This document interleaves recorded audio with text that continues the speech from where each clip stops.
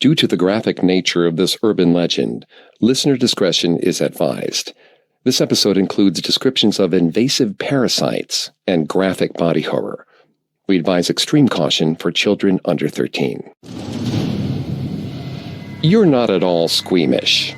After all, you're usually the person in your apartment who handles any mice, rats, ants, silverfish, spiders, or roaches, if they do appear.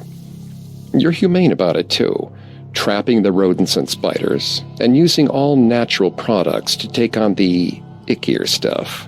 Which is why you were fairly chill when the discomfort began. You had earaches as a kid, and had waited them out just fine. But this one is bad. Like you would be screaming bloody murder all the time if you were an infant bad. And the scratching. Oh God, the scratching. The dull pain and strange shifting of wax deep inside your head. You stick your finger in your ear, trying to clear whatever it is out. Your nail comes away wet and a little cold. A splat of black just above the cuticle. You look close, worried you've somehow drawn blood. But it's worse. So much worse. It's a tiny, spined insect leg. Which means something's still inside there. Nesting.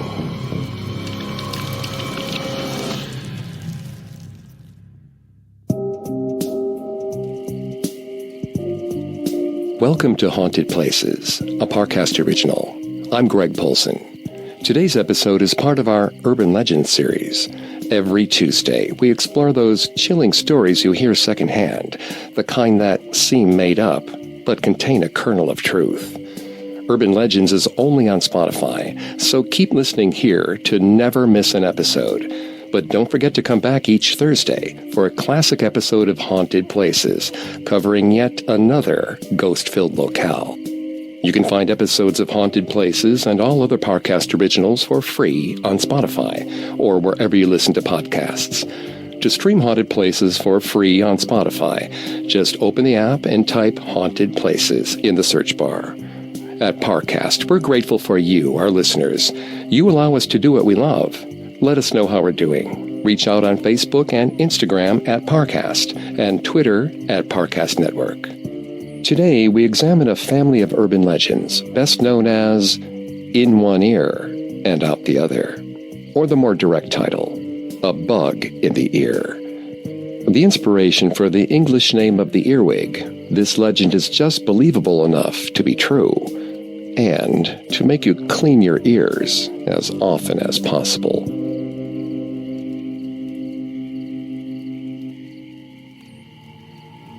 It is exactly as horrifying as it sounds. An insect crawls into your ear, and then your brain, finding the best place to lay its eggs, and wreaking havoc as it goes. It seems like a story straight out of an adventure movie, but most ER doctors end up having at least one bug-in-the-ear story over the course of their careers, or multiple, in the same patient, at the same time. Amara was having trouble sleeping. Her pillows had been perfectly fluffed, her sheets were cozy, but she still felt like the princess and the pea, struggling to find the right position. Perhaps it had something to do with her ears. She had been having difficulty hearing lately in general. One of the few perks was that it usually made it easier for her to sleep by muffling outside noise. But not now. There was a crinkling in her ears, like paper twisting and untwisting. She dug her finger into her ear, but it came back clean. She tilted her head back and forth, hoping to dislodge any water that might be inside. Nothing came out. The crinkling sound got louder. Whatever was in there was twisting around. It bounced off her eardrum, sending out throbbing waves of heat and pain. Amara shifted in her bed. The sound reverberated within her skull. She cradled her head in her hands, but any pressure made it worse. Like the side of her skull was only moments away from cracking. She threw the covers off and grabbed her computer. She typed her question into the search engine and was surprised to see several videos pop up. Amara clicked on one. A man was sitting on a hospital bed. A woman in scrubs listened patiently as the man described his symptoms. Something turning around in his ear, muffled hearing, the same symptoms as Amara. The nurse shined a flashlight in his ear. Her eyes grew wide as she examined the ear canal. She moved over to a tray of silver instruments and grabbed a pair of long, skinny tweezers. Amara cringed and paused the video. She wasn't sure she wanted to see the rest. The noises in her ear, however, convinced her to keep going. Reluctantly, she hit play. The tweezers went into the ear canal and came out with a small roach. Amara slammed her computer shut. That could not possibly be what was in her ear. She was almost entirely positive that she would have noticed if a bug that large had made it into her ear canal. Besides, it had to be fake. Who puts their medical stuff on the internet? That had to be a HIPAA violation, right? Right. She laid back, closing her eyes. Her hearing had grown even fainter and had gotten worse, making the world around her sound distant. All she was left with was her own mind, playing that horrifying video on a loop. Sleep was impossible, so she changed into her most presentable pajama pants and sweatshirt and headed down to the urgent care, hoping she was close to meeting her deductible. The waiting room was crowded. Red-eyed patients ambled around the tight room like zombies. They groaned quietly to themselves, swallowing stray coughs apologetically. Amara took a mask from the dispenser to protect her from whatever plague had infected the masses around her. Through her smothered hearing, she barely heard the man call her name. She evaded the other patients and made it to the safety of a sterile room with harsh lighting. He took her vital signs and asked for a brief description of her problem. She stuck to what she knew. The loud noises inside her ear, and everything sounding like she was wearing a fishbowl on her head. The nurse nodded along, making notes. Amara was worried they were just going to send her home with antibiotics, so she tried to explain the way the source of the pain was moving, even when she was perfectly still. The nurse squinted at her, but then he removed a small flashlight from the front pocket of his scrubs. Maybe he believed her. He shined the flashlight into Amara's ear. She held her breath, watching his eyes. They squinted again, more puzzled now than doubting. Amara wasn't sure if she should be relieved or frightened. The man frowned, heading over to his own instrument tray. Amara's eyebrows raised to her hairline. The disturbing images from the video flashed through her mind. She begged the universe to have it just be a buildup of earwax. Please let him just come back with the water pump to flush out her ears. But when the nurse came back, he was holding a razor-thin set of tweezers. He delicately worked them into her ear canal. He moved carefully. It felt more itchy than anything else. But then, suddenly, pain rocked the whole side of her head, radiating from her throbbing ear. Something was holding on to the skin deep inside. The color drained from her face as she gripped the edge of the hospital bed. A wet squelch echoed in her ear. Amara's whole body was tense. The metal scraped against her ear canal. The nurse told her to relax as he started to pull whatever it was out of her ear. As the tweezers withdrew, Amara flinched, knocking the metal into her eardrum. She howled in pain. The man repeated his instructions to relax. She held perfectly still, concentrating on her breaths, trying to think of nothing. She sang the Jonas Brothers in her head, then Taylor Swift, anything to pull her mind away from the pain and discomfort. Her one-woman concert was interrupted by the sound of something wet, but solid, hitting the metal tin. He told her not to look, the wrinkles in his forehead becoming more and more pronounced. She craned her head, but he held it away from her view. He told her he was going to get one of the on-call doctors to speak to her. Perfectly routine. So why did his voice shake as he said it? A call for help sounded over the intercom. Amara realized her hearing was no longer muffled, but her ears still hurt. The nurse told her to stay right where she was as he rushed off to brief the doctor.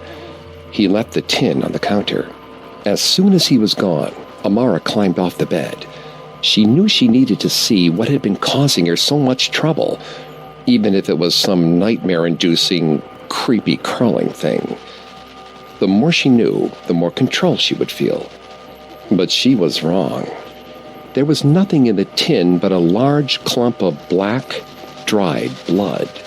Whatever was inside her ear didn't want to come out. Coming up, Amara finds a bug in the healthcare system. Now back to the story.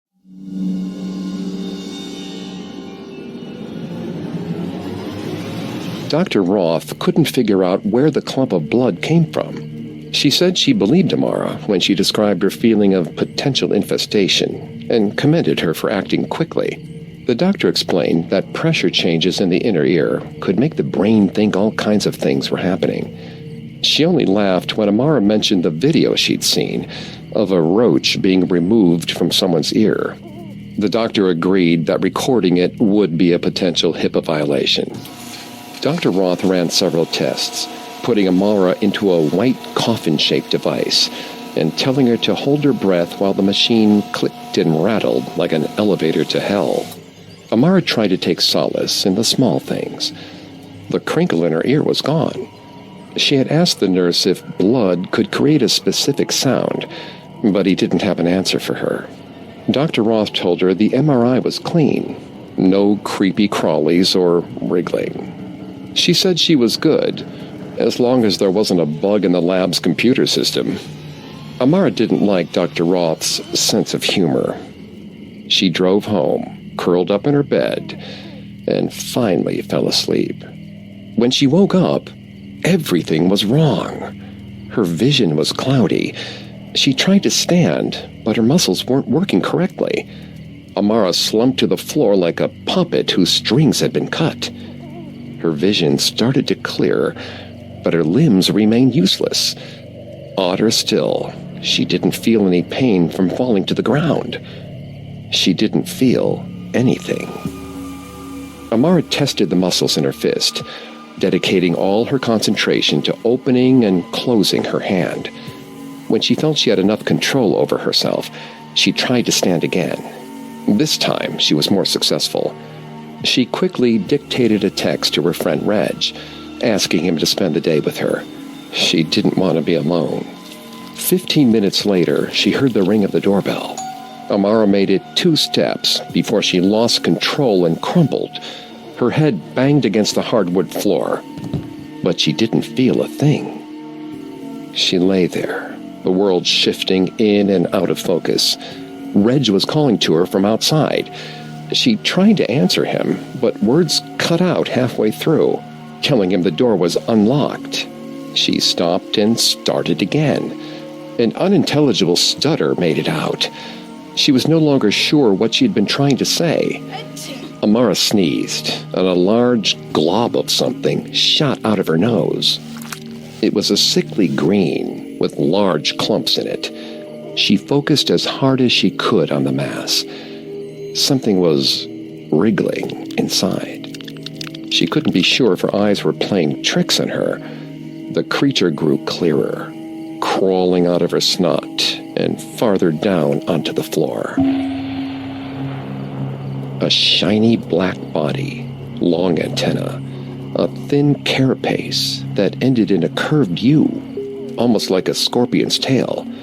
It was too reedy to be a roach, though they looked fairly similar in the dim light of the hallway. She watched it crawl toward the door. Amara screamed. The sound echoed off the walls. Her heart stopped for a moment. The door flew open, and Reg stood backlit by the sun, looking like the hero of the latest summer blockbuster. He started to run toward her, but stopped when he saw what she was pointing at, the insect on the floor. Reg took several steps back and smashed the insect under the heel of his sneaker. He told her that everything was okay now that he was here. She shook her head slowly, not able to manage more than that. He knelt by her side, trying to get her to rise from the ground. Reg pelted her with questions. His words didn't entirely make sense to her. She was only catching stray syllables as he spoke. The crinkling grew louder. She hunched in on herself, hitting her ear over and over. It did nothing to stop the sounds. They were multiplying. Tears dripped down her face. A strained sound left her lips. She needed to get more out. She needed to make Reg understand. Amara steeled herself. She could do this. She took a deep breath and said the only word that mattered. Hospital. Reg carried her in his arms toward his car. There was something wiggling near the top of his shirt. Smaller than the insect he'd seen before, but the same general shape. Amara clasped one hand around it, feeling its antenna wiggle between her fingers. She breathed through the sensation, telling herself that she couldn't let go of this insect. Reg insisted that she use a wheelchair as they made their way back into the clinic that she'd left less than 24 hours ago. The same nurse checked her ears again, but there was no sign of blood. The crinkling was drowning out everything, making communication nearly impossible. Reg was kind enough to transcribe the nurse's comments into texts, but Amara could barely read them. She just couldn't make sense of the meaning, even though she was certain she'd scanned the words several times. Her attempts to talk were even worse, words coming out as half-formed squawks. She couldn't control her fingers well enough to type. Amara blinked. Something large, with a black body and antenna, swallowed her vision whole. She screamed and screamed, but no one could make sense of her. She tried to point to her eye, but her hand lay limply at her side. Another nurse came in and pricked her with the needle. The world went still around her. She felt calmer, but she couldn't tell them what was wrong. The noises in her ear grew. Something was happening inside her, a war she didn't understand. They wheeled her toward a blindingly white room. The doors opened, and there stood a large, elevated, coffin-like machine. The black spot on her vision multiplied, the antenna twitching. She jerked her body, trying to keep from being put in there. The time for tests was over. Something was really, obviously wrong. The nurse grabbed her and placed her on the bed. They told her to close her eyes and remain still, but she couldn't. She needed to see the black dot that stared back at her. The machine whirred, but it couldn't compete with the crinkling in her ear. Tears ran down her cheeks. She wanted this nightmare to end. Something fell out of her ear, landing with a plop on the table next to her. A disembodied voice told Amara to keep her head still, but she couldn't help it. She turned. A large clump of earwigs were tangled up in each other, tiny pieces of gray matter between their small legs. But this revelation had come too late. The creatures had already multiplied inside her. They were chewing through her skin, through her eyes, through her brain. They would stop at nothing to get out. The nurses and technicians watched in horror as the insects came bursting out of every orifice. She died in agony as the insects literally exploded out of her skull.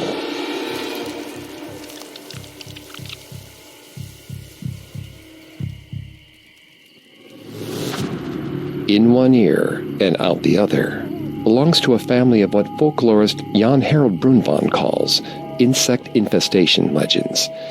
These range from plaster casts being infested with termites to tapeworms crawling out of the nose after the use of old-fashioned diet pills, which were said to include tapeworms in the early 1900s. But the specific nature of in one ear and out the other concerns insects of the order Dermaptera, or earwigs. The small insect, known for its distinctive pincers, was believed to be capable of wiggling its way into the human ear. But entomologist Dr. May Birnbaum disagrees. In her book, The Earwig's Tale, A Modern Bestiary of Multi-Legged Legends, she indicates that accounts of earwigs and ears are staggeringly uncommon, if not non-existent. The closest thing to any official reports are a few anecdotes in the letters section of various medical journals. In one, a physician named Jeffrey R. Fisher claimed he found an earwig in his daughter's ear in 1986. The insect luckily crawled out on its own. The scarcity of earwig reports does not in fact mean that other bugs haven't been found in ears. In an unpublished 2006 report from the Johns Hopkins Emergency Department, indicates that the most common foreign objects in ears of adult patients were cockroaches. In one truly unnerving 1985 case, a patient had a roach in each ear. The source of the bug-in-the-ear legend as a whole may derive from the experience of British explorer John Hanning Speke. He and his partner Richard Francis Burton mounted an expedition in 1857 in hopes of being the first non-Africans to discover the source of the Nile River in East Africa. Speke wrote in his journals that his tent became covered with a host of small black beetles, evidently attracted by the glimmer of the candle. Speke was unable to clear the insects before passing out and woke to find one crawling into his ear. He struggled to remove the insect, but it only burrowed further in, where it began with exceeding vigor, like a rabbit in a hole, to dig violently away at Speke's tympanum. The queer sensation this amusing measure excited in me is past description. What to do, I knew not. Speke tried to flush the beetle out with melted butter, and then attacked his ear with a penknife, but to no avail. His wounds became infected, causing facial disfigurement. In his words, "For many months the tumor made me almost deaf and ate a hole between the ear and the nose, so that when I blew it, my ear whistled so audibly that those who heard it laughed. 6 or 7 months after this accident happened, bits of the beetle, a leg, a wing, and parts of the body came away in the wax." Speke was a popular figure in the 19th century, and his adventures were widely consumed. It's possible that the story made its way to the modern era, experiencing yet another resurgence, thanks to a 1990 film adaptation of Speke's Nile expedition, called Mountains of the Moon. As horrifying as Speke's story is, no eggs were laid in his brain, and the beetle did not climb out on the other side of his head, as the legend often claims it would. Dr. Birnbaum suggests that the origin of the name earwig may not actually have to do with wiggling in the ear at all. Earwigs have 2 sets of small and now useless wings that resemble the shape of a human ear when unfolded. She also points out a sad irony of the unfortunate earwig laying eggs in the brain legend. Earwigs are actually one of the few varieties of insects who demonstrate maternal protection, and the interior of a body isn't really a good site for a nest. Female earwigs will guard their eggs from predators and protect their young even after they're born. It's pretty heartwarming for an insect, until you picture it laying eggs in your ear and defending them to the death.